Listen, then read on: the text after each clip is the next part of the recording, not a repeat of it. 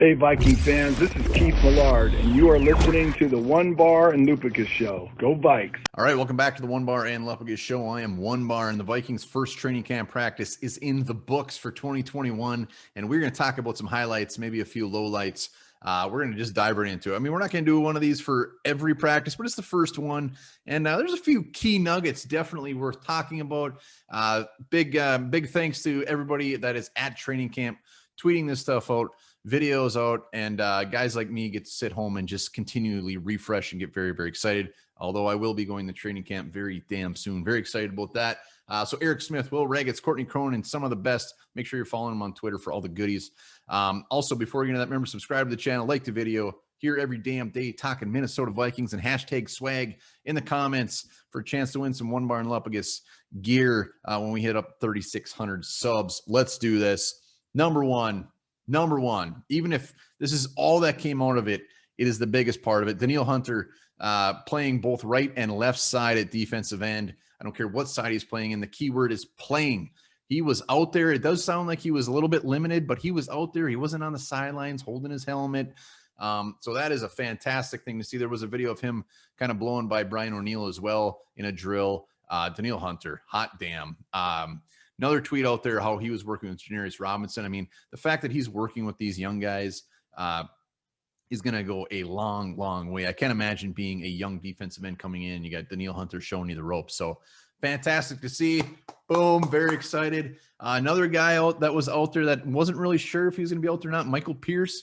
Again, limited, going through some drills. He said he went back to the weight room a little bit, but had his calf wrapped up, but he was out there. He was doing some stuff, which is a good sign. You saw it, I believe it was last week, them saying could miss the start of training camp, getting everybody scared. We know it went through Danielle Hunter. Maybe I was the only one who's scared, but he was out there. Guys that were not out there, Jeff Gladney, we know what's going on there. He was not there. Riley Patterson, rookie kicker, undrafted from Memphis.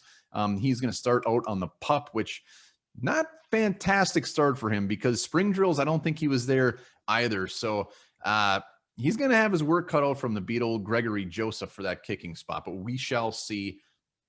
Darrisaw wasn't practicing. Cole Cabral was also not practicing. So those are kind of the highlights as far as who was playing, who wasn't. Let's get into some of the highlights of what was actually going on. Let's start with this first team offensive line.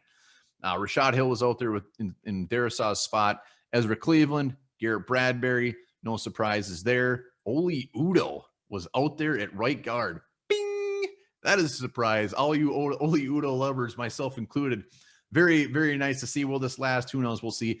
But then all of a sudden the dagger comes in a little bit later than practice that he was splitting first team reps with one Dakota Dozier. I got nothing. So Oli Udoh, Dakota Dozier holding down, splitting those right side. And Darrisaw obviously will go into that left side when he is back. The second team offensive line, Blake Brandel at left tackle. He's been out there with the twos quite a bit, mostly because Rashad Hill is not allowed to go out there. And Drew Samia was on the second team playing left guard. Mason Cole playing center, a guy that I think is going to be a really nice piece along this line as depth. Wyatt Davis holding down that right side. Come on, get up there. Get up on that first team, Wyatt. I love you, Oli, but Dakota Dozier, beat it. And Evan Cesarzek was on the right side holding down the right tackle. So obviously the big thing out of this is the Oli Udoh playing the first team. Everybody will be keeping tabs on Wyatt Davis, hoping we see him climb that ladder.